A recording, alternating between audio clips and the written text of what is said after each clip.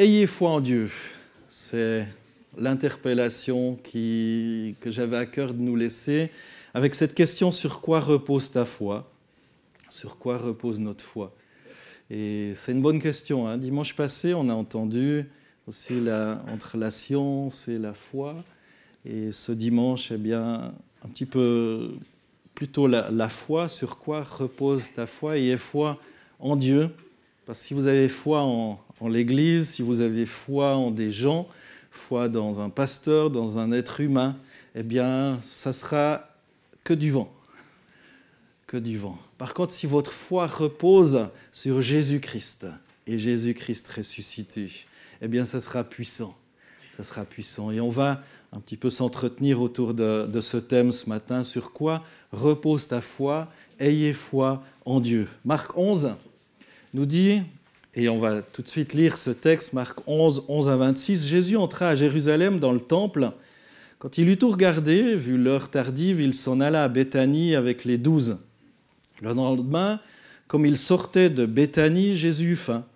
Apercevant de loin un figuier qui avait des feuilles, il alla voir s'il y trouvait quelque chose, mais s'en étant approché, il n'y trouva que des feuilles, car ce n'était pas la saison des figues. Il prit alors la parole et lui dit « Que jamais personne ne mange plus de ton fruit. » Et ses disciples l'entendirent. Assez spécial, hein? Tout à coup, vous allez vers un pommier, un poirier ou je ne sais pas quoi. Vous voyez là, une bonne pomme. Enfin, je ne vous encourage pas à aller faire du maraudage, hein, et vous êtes contrarié parce qu'il n'y a pas de fruits et vous dites, sèche. C'est un peu ça. Hein. Un peu plus loin, verset 15, ils arrivèrent à Jérusalem et Jésus entra dans le temple et se mit à chasser ceux qui vendaient et ceux qui achetaient dans le temple. Il renversa les tables des changeurs et les sièges des vendeurs de pigeons. Il ne laissait personne transporter un objet à travers le temple. Il les enseignait et disait « N'est-il pas écrit, ma maison sera appelée une maison de prière pour toutes les nations, mais vous en avez fait une caverne de voleurs. » Et là, on voit Jésus aussi qui entre dans le temple et il voit avec tristesse les gens qui étaient... C'est un autre contexte, hein, on passe de l'Ancien Testament au Nouveau Testament et on sait bien que sans effusion de sang, il n'y a pas de pardon de péché. Et là, il y avait encore ces sacrifices qui étaient encore faits. Et il y avait des gens qui vendaient des pigeons pour pouvoir égorger ces pigeons et recevoir le pardon.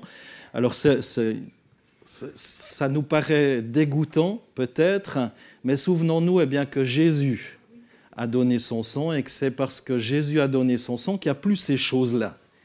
Et il y avait tout un commerce, un business qui était fait dans le temple pour acheter, vendre, et puis finalement, c'était plus vraiment une maison de prière, mais on faisait un business du salut, un business du pardon. Et Jésus, il renverse tout ça. Fallait être culotté, hein? Et il renverse tout ça, et il était assez furieux. Ça devait chauffer. Nous, on le lit comme ça, mais il y avait une sainte colère.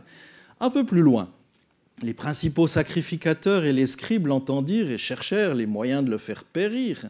Ils le craignaient parce que toute la foule était frappée par sa doctrine. Quand le soir fut venu, Jésus et ses disciples sortirent de la ville. Le matin, en passant, les disciples virent le figuier séché jusqu'aux racines. Pierre, se rappelant ce qui était passé, dit à Jésus, « Rabbi, regarde le figuier que tu as maudit à sécher. » Instantané, hein? Mieux que le Roundup ou je ne sais pas quoi. Les religieux de l'époque, pharisiens, les scribes, c'était les religieux de l'époque. Ils ne se sont pas dit, voilà quelqu'un qui a vraiment une autorité du Seigneur, de Dieu, il y a des choses qui se passent. Non, ce qu'ils ont voulu, c'est éliminer la concurrence. Ils se sont dit, il y a peut-être certains privilèges qui vont tomber, on va chercher à l'éliminer. C'est ce que nous dit ce texte. Verset 22. Jésus prit la parole et leur dit, « Ayez foi en Dieu. » La réponse par rapport au figuier. Ils disent, « Tu vois, le figuier que tu as maudit, il a séché. » Puis lui, il leur dit, « Ayez foi en Dieu. » En vérité, je vous le dis, si quelqu'un dit à cette montagne « ôte-toi de là et jette-toi dans la mer », s'il ne doute pas en son cœur, mais croit que ce qu'il a dit arrive, cela lui sera accordé. C'est pourquoi je vous le dis, Tout ce que vous demanderez en priant, croyez que vous l'avez reçu et cela vous sera accordé. Donc vraiment un exemple que Jésus donne à ses disciples, non pas évidemment pour prier pour que les montagnes, tout à coup, que notre pays ressemble à la Belgique, soit tout plat, ou la Hollande, ou je ne sais pas quoi, mais vraiment que c'est un exemple, que ce que la parole de Dieu dit, ce que Jésus, qui est la parole, au commencement était la parole, et la parole était avec Dieu, et la parole était Dieu. La parole Jésus, ce que Jésus dit, eh bien, s'accomplit.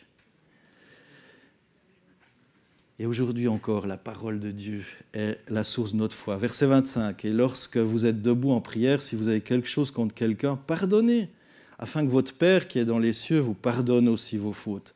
Mais si vous ne pardonnez pas, votre Père qui est dans les cieux ne vous pardonnera pas non plus vos fautes. » En lisant ce texte, j'ai été frappé par l'autorité qui se dégage de ce passage et je me dis que ça pourrait être pour nous d'un grand secours, cette foi en Dieu. Jésus parle d'une foi authentique, non pas d'une foi passive ou naïve, mais d'une foi vraiment puissante qui prend sa source en Dieu. Ayez foi en Dieu. Ayez foi en Dieu, pas dans le pasteur, pas dans l'église, pas dans une institution. Bien souvent, on s'approche de ministères, de dons, de talents, de personnes, et on peut être déçu. Ça ne se passe pas toujours comme on l'aurait souhaité, désiré, voulu. Mais là, Christ nous invite à avoir foi en Dieu. Et cette foi authentique, c'est celle qui glorifie véritablement le Seigneur. Ce n'est pas une simple construction humaine, c'est un don de Dieu, comme l'affirment différents textes, juste deux petits textes qui nous disent eh bien, de placer notre foi à la bonne place. C'est par la grâce, en effet, que vous êtes sauvés, par le moyen de la foi, et ça ne vient pas de vous, c'est le don de Dieu. Là encore, demandez la foi en Dieu. Si vous n'avez pas cette foi en Dieu, demandez-la. 2 Pierre 1, verset 1, « Simon Pierre, serviteur et apôtre de Jésus-Christ, à ceux qui ont reçu en partage une foi du même prix que la nôtre par la justice de notre Dieu et Sauveur Jésus-Christ. » À ceux qui ont reçu. Donc si on a reçu, ce n'est pas parce qu'on a fait un effort. C'est un don. À ceux qui ont reçu en partage une foi du même prix que la nôtre. Si tu as l'impression que tu n'as pas reçu, tu peux demander avec foi. Dans Romains 12, 3, il est écrit que Dieu a départi à chacun de nous une mesure de foi. Alors on n'a peut-être pas tous la même mesure de foi, mais Dieu nous a donné une mesure de foi, celle qu'on a besoin finalement. On n'a besoin ni de plus, ni de moins. Et cette foi a permis aux hommes et aux femmes de Dieu de demander et d'accomplir des choses extraordinaires. Considérons quelques exemples. Avant Jésus-Christ, Abraham accepta de sacrifier son fils, croyant que Dieu le ressusciterait. Alors il ne l'a pas fait. Je vous rassure tout de suite, pour ceux qui ne connaissent pas, cet acte de foi démontre une confiance totale en Dieu, même dans des situations les plus incompréhensibles. Et ça, on trouve dans Hébreux 11, versets 17 à 19, où il est parlé de la foi d'Abraham, qui croyait eh bien, que si Dieu lui demandait jusque cela, eh bien, il le faisait parce qu'il avait la foi eh bien, que Dieu le ressusciterait. Josué, lors de la conquête de Jéricho, une ville où il devait tourner autour de Jéricho, voilà, qui est toujours situé en Israël. Voilà, Jéricho, il devait tourner pour conquérir cette ville qui avait été donnée au peuple hébreu qui sortait d'Égypte et qui rentrait sur cette terre d'Israël. Josué obéit à Dieu en marchant autour de la ville pendant 7 jours. Il alla même plus loin en demandant à Dieu d'arrêter le soleil pour achever sa bataille à Gabaon, et Dieu l'exauça. Je ne sais pas, arrêter le soleil, c'est quand même particulier. Nous, on a des spots, des lumières, on peut éclairer, des fusées éclairantes. Il n'y avait pas tout ça à l'époque. C'est pas trop compliqué, tu demandes à Dieu d'arrêter le soleil, comme ça tu peux continuer ce que tu es en train de faire. Et puis, non mais, ça, si vous voulez vérifier, c'est dans Josué 10, versets 12 à 14. Caleb a 85 ans. Caleb demande à s'emparer d'une montagne infestée de géants, croyant fermement que Dieu lui donnerait la victoire. Non, mais à 85 ans, quoi. Frais comme un jeune homme. Josué 14, versets 10 à 12. David, encore adolescent, il a battu le géant Goliath avec une simple fronde, convaincu finalement que Dieu combattrait pour lui. C'est dans 1 Samuel 17, 45 et suivant. Ou le roi Ézéchias. Relisez ce texte aussi, ça vaut la peine. Ézéchias, dans 2 Rois 20, versets 1 à 6, malade à mort, il prie Dieu pour une prolongation de sa vie et Dieu lui accorde 15 ans supplémentaires. Je ne sais pas quel âge il avait, mais en tout cas, des choses assez particulières qui se passent. Les amis de Daniel, on parle souvent de Daniel, mais il y a les compagnons de Daniel, comme on les appelle. Face à la menace de la fournaise ardente, ils ont refusé de renier leur foi en Dieu. On leur dit, si tu ne te prosternes pas devant le souverain, le roi, si tu te prosternes devant Dieu, on va te jeter dans la fournaise. Facile.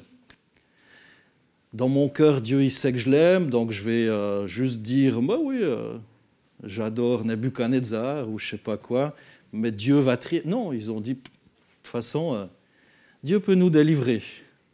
Dieu peut nous délivrer, je ne vais pas renier mon Seigneur.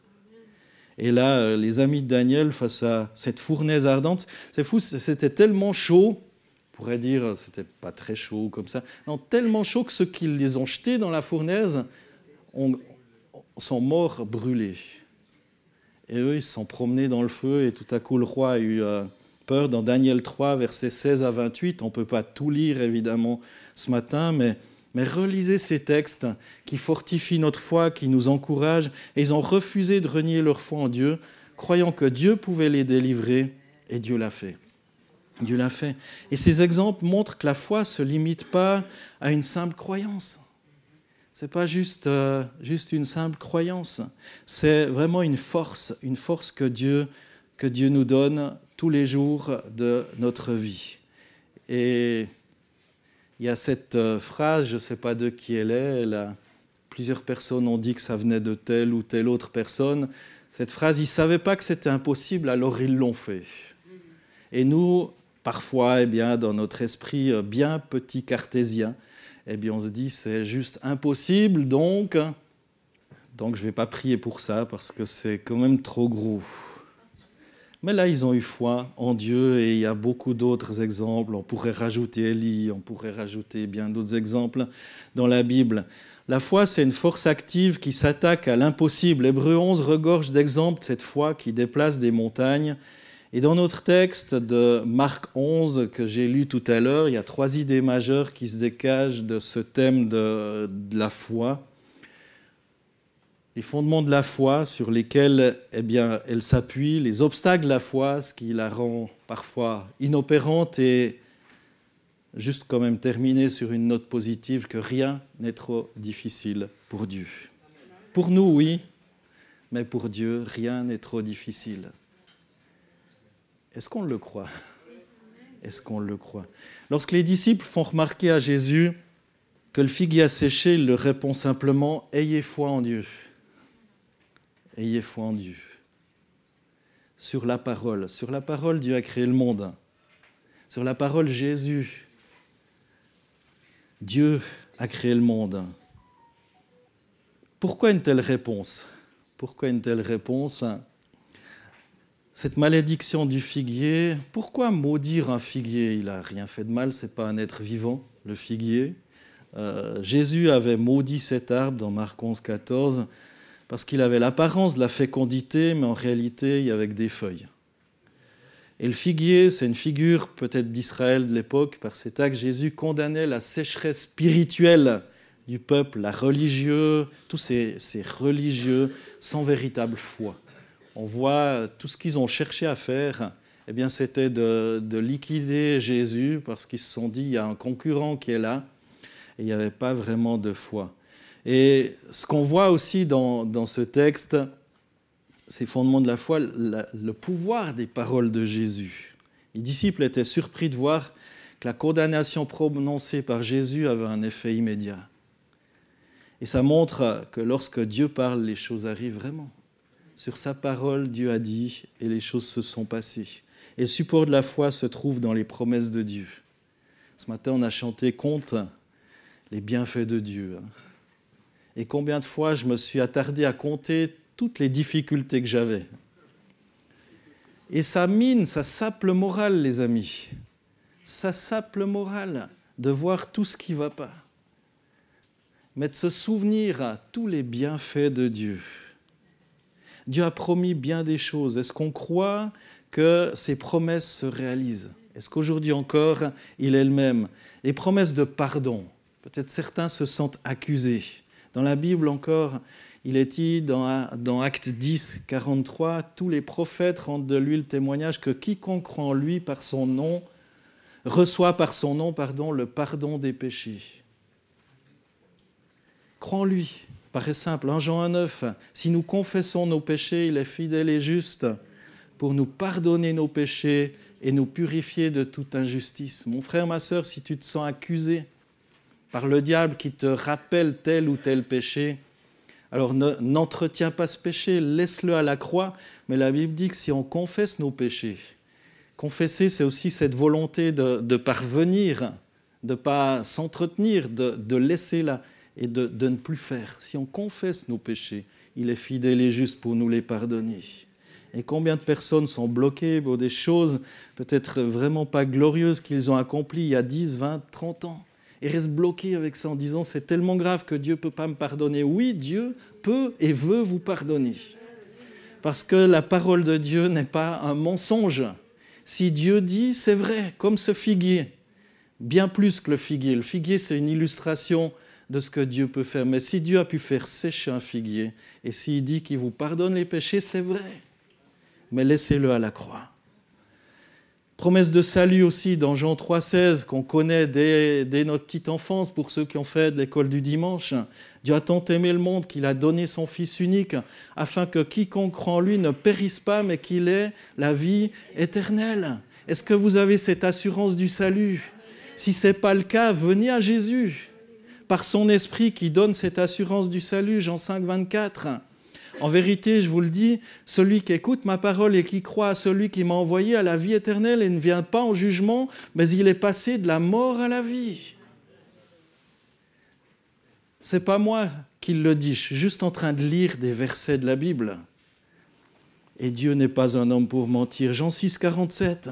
En vérité, je vous le dis, celui qui croit a la vie éternelle. C'est trop simple.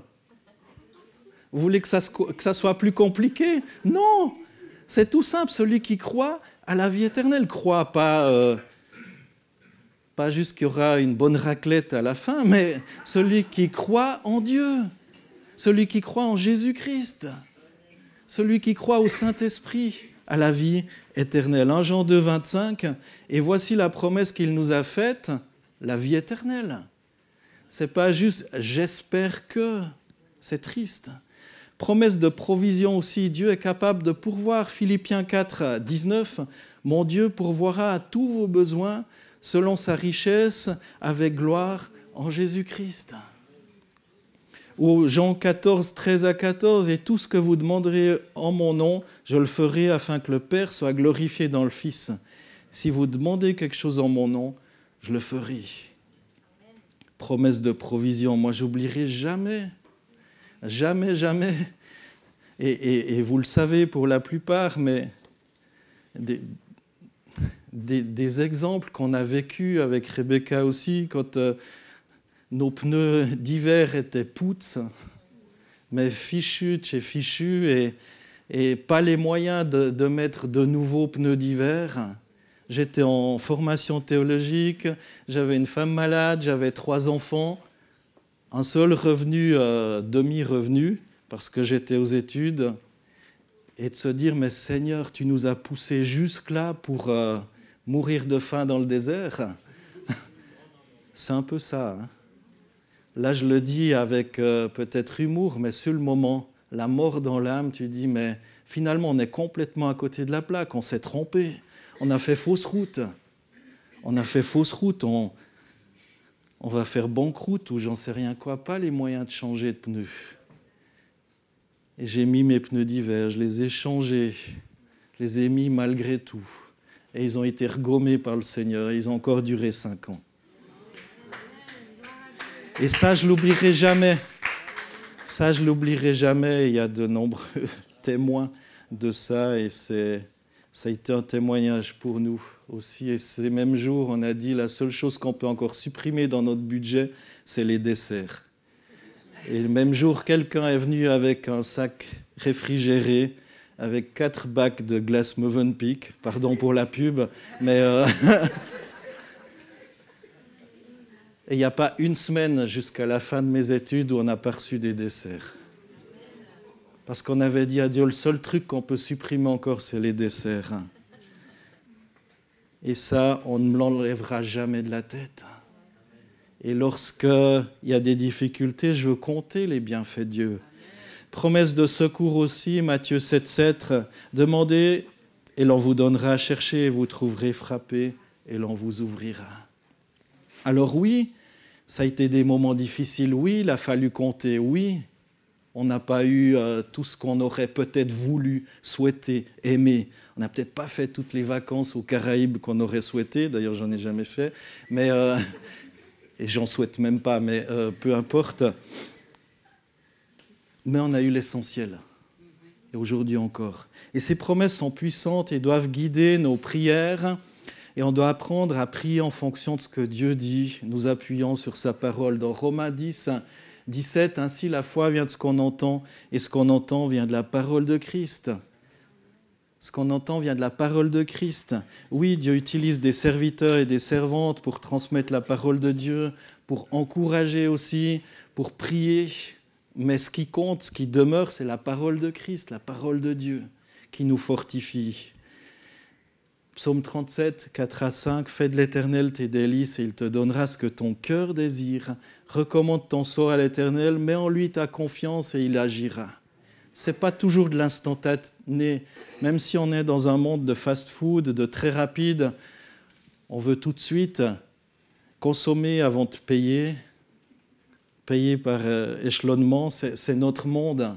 On veut, c'est l'instantané. Tu veux un truc, tu le prends et tu te préoccupe pas trop comment tu vas le payer, mais tu le prends. Fais de l'Éternel tes délices et il te donnera ce que ton cœur désire. En tout cas, ce qui est nécessaire.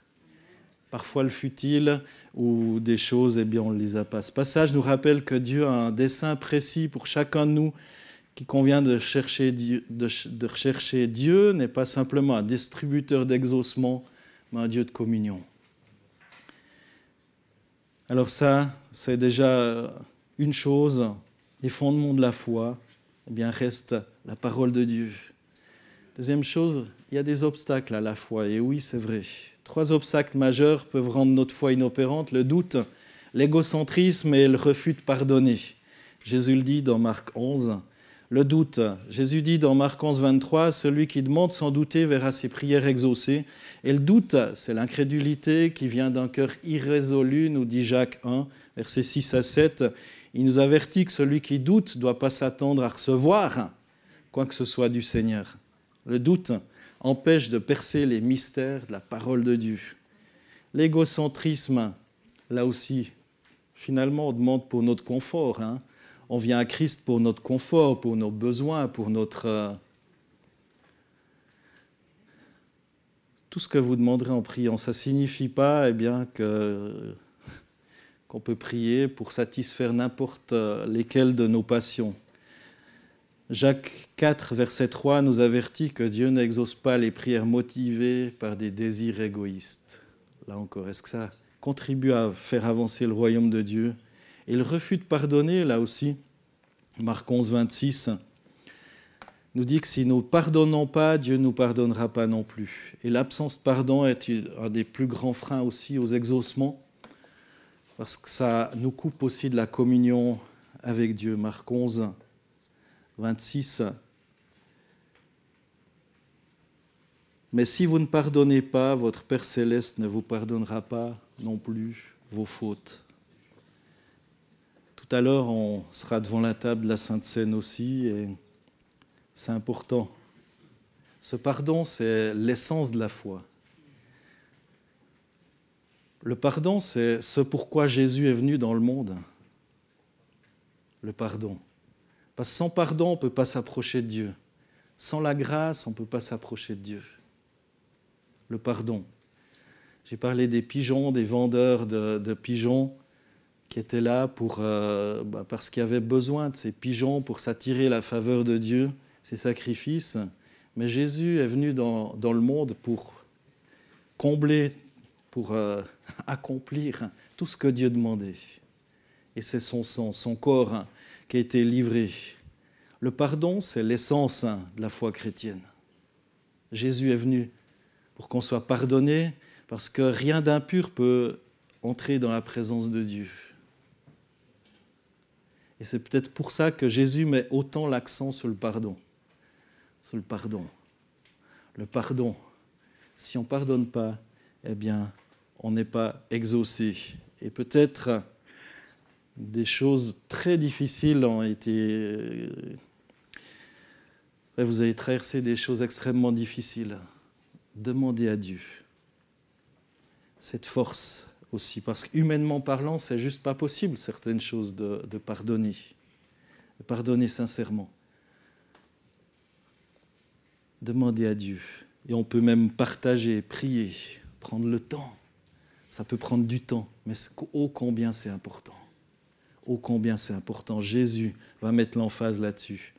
Et pour terminer, sur une note extrêmement positive, se souvenir que rien n'est trop difficile pour Dieu.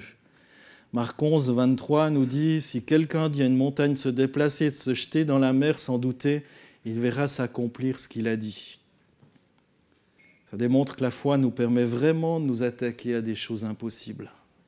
Les montagnes représentent ici tous les obstacles insurmontables de la vie. Tout ce que face aux défis, la foi nous autorise à croire que Dieu peut changer le cours des choses, même dans des situations les plus désespérées. Ce que tu vis, mon frère, ma sœur, en ce moment, Dieu peut te donner la solution. Dieu peut t'apporter le secours dont tu as besoin. Peut-être pas comme toi tu voudrais, mais comme Dieu estime que c'est juste.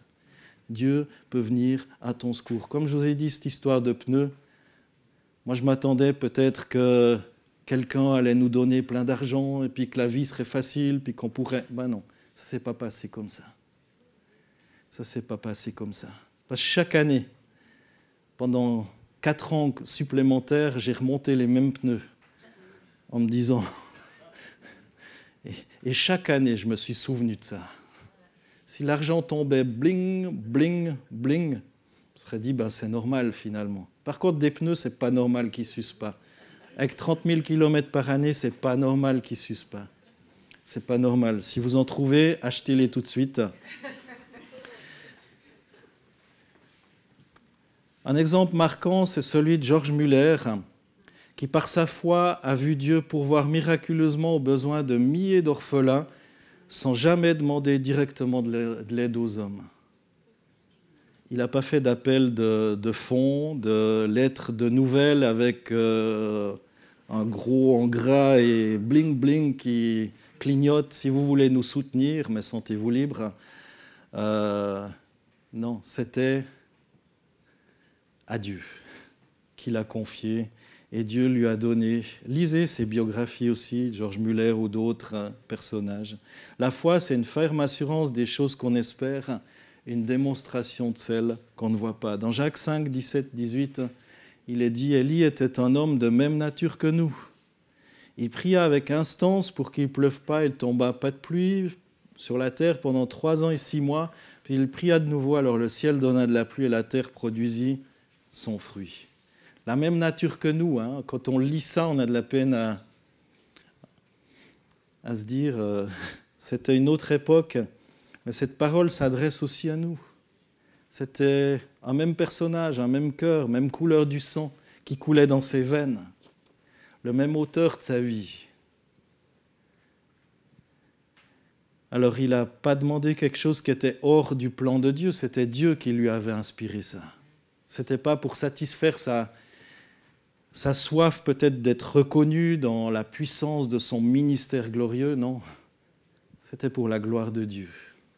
Ce n'était pas pour qu'il y ait plein de gens, de followers qui le suivent et puis que tout le monde dise oh, « comme il est grand, Élie ». Non, c'était comme le Dieu d'Élie est grand. Et beaucoup de choses sont peut-être trop difficiles pour nous. On se trouve face à un grand problème, on sait qu'on ne peut rien faire. Et parfois, eh bien, c'est vrai, on doit l'avouer, on devient triste. Mais ne nous décourageons pas. Souvent, on oublie que si on ne peut rien faire nous-mêmes, Dieu, lui, le peut. Dieu le peut. On peut donc demander à Dieu de nous venir en aide. Et si ce que nous demandons à Dieu est en accord avec sa volonté, il le fera. Peut-être pas tout de suite, mais il le fera. Dieu dit-il qu'on peut seulement lui demander des petites choses? Ce n'est pas écrit comme ça dans la Bible. Ce n'est pas écrit comme ça. Dieu ne nous demande pas de déplacer de vraies montagnes. Bien sûr, il utilise une image pour nous montrer que rien n'est trop difficile pour Dieu. Aucun problème n'est un problème pour Dieu. T'imagines, si tu pouvais déplacer des vraies montagnes, il n'y aurait plus besoin de construire des tunnels ou je ne sais pas quoi. Les entrepreneurs y prient, puis bof, la montagne se déplace. On ne doit pas penser que sa promesse n'est pas pour nous ou pour quelques personnes seulement. Jésus dit, si quelqu'un dit à cette montagne, ce n'est pas dit si vous dites, si quelqu'un dit à cette montagne. Quelqu'un, c'est vous aussi. Ça veut dire que tout le monde peut demander. On n'a pas besoin d'une grande foi parce qu'on a un grand Dieu. Juste croire qu'on a un grand Dieu, c'est ça peut-être la foi. C'est pas croire que vous-même, vous pouvez tout faire. Là, je vous dis tout de suite, non, vous ne pouvez pas tout faire. Mais Dieu peut tout faire. Et pas forcément ce que nous, on demande, parce que ce n'est pas toujours dans des bonnes dispositions qu'on demande certaines choses. Parfois, il y a une petite dose d'orgueil qui traîne là derrière et Dieu nous met aussi à l'épreuve. On doit simplement croire que ce que Dieu veut se fera. Dieu fera ce qu'il dit. Je vous invite simplement, la prochaine fois, vous serez confronté à un problème, à réfléchir à Dieu. Que feras-tu? Est-ce que tu vas commencer à t'inquiéter d'abord? Est-ce que tu seras troublé? Est-ce que tu auras envie de fuir? Est-ce que tu auras juste foi en Dieu? Compte les bienfaits de Dieu. Merci pour le choix de ce chant et tous les autres. Compte les bienfaits de Dieu. Et combien de fois ça m'a servi aussi de me souvenir de ce que Dieu avait fait. Ce témoignage, mais je pourrais en rajouter d'autres, des témoignages personnels que Dieu a fait. Et c'est ce genre d'exaucement, ce genre de choses où Dieu a fait l'impossible. Eh bien, que je veux me souvenir et qui vont me dire, ben, c'est vrai, j'étais vraiment au fond du bac. Il me semblait que c'était fini, quoi. J'ai fait fausse route, je me suis trompé. Mais Dieu a donné la porte de sortie, Dieu a donné la solution. Dieu a donné la solution. Souvent, on ne connaît pas la volonté de Dieu, alors on est appelé à juste lui faire confiance. Croire qu'il agira d'une manière juste et bonne. Mais d'autres fois, on connaît la volonté. Alors, mettez-la en pratique. Et lorsqu'on connaît la volonté de Dieu, dans ce cas, eh bien, croire avec certitude que Dieu répondra. Quand on a foi en Dieu, Dieu répond. Alors, chers amis, cette foi qui transporte des montagnes, ce n'est pas une simple croyance religieuse. Ce n'est pas une nouvelle théologie. Vous l'aurez compris, Dieu demande à personne, Jésus demande à personne de prier pour jeter les montagnes dans la mer. Ce n'est pas ça. C'est un exemple qui nous dit que rien n'est impossible à Dieu.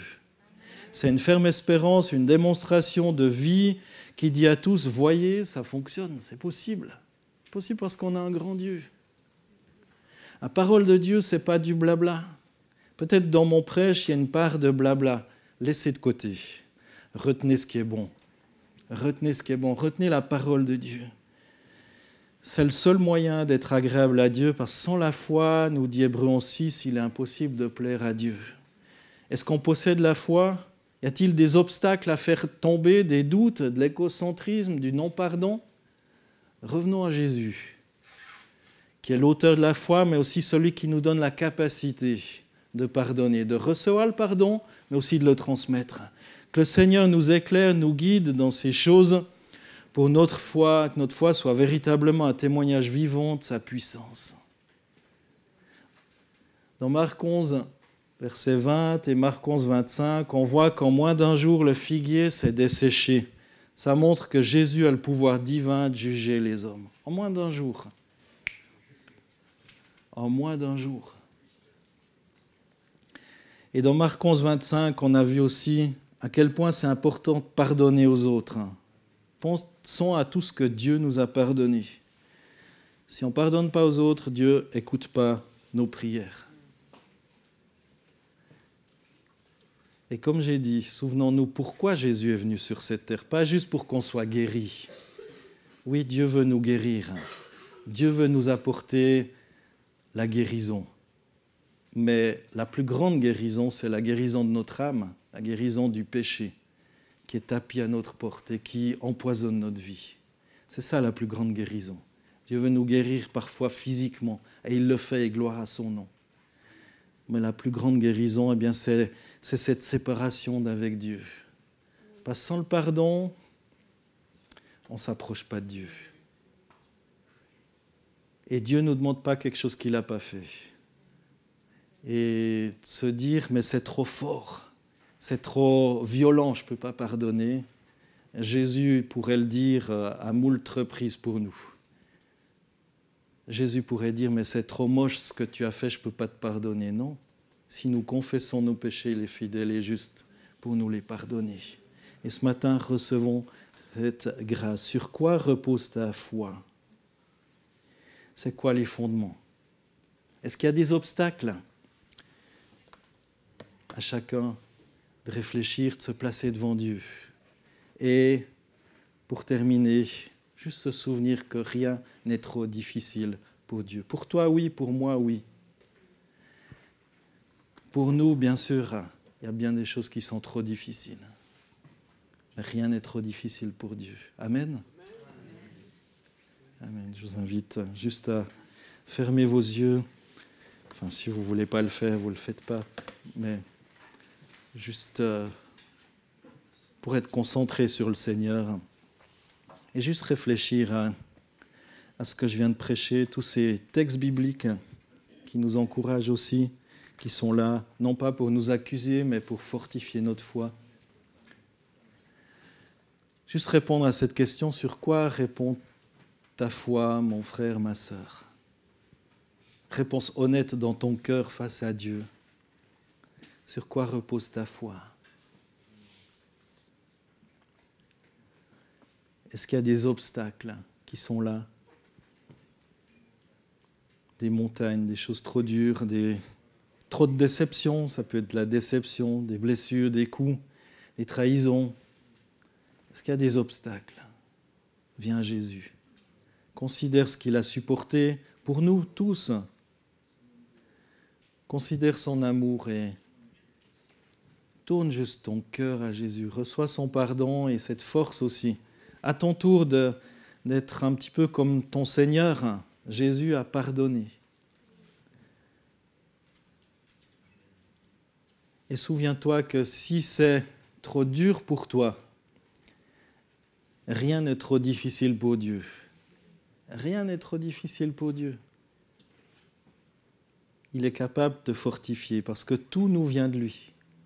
Il est capable de nous transformer. Il est capable de nous conduire sur ce chemin. Évidemment, ça peut prendre du temps. Ça peut prendre du temps. Ce n'est pas instantané, ça peut prendre du temps. Mais Dieu veut nous conduire dans ce processus de pardon, de grâce, d'amour et de foi. Si ce matin, mon frère, ma sœur, tu sens que tu as besoin juste de ressentir son pardon, lève-toi à ta place et je vais prier pour toi. Je ne vais pas vous demander de vous avancer, mais j'ai juste à cœur de prier pour vous. Si tu sens qu'il y a des obstacles à la foi, des choses trop dures, où tu es dans une situation trop complexe, peut-être au niveau de ta santé, au niveau peut-être de blessures, de l'amertume qui est dans ton cœur, lève-toi à ta place aussi. J'ai à cœur de prier pour vous.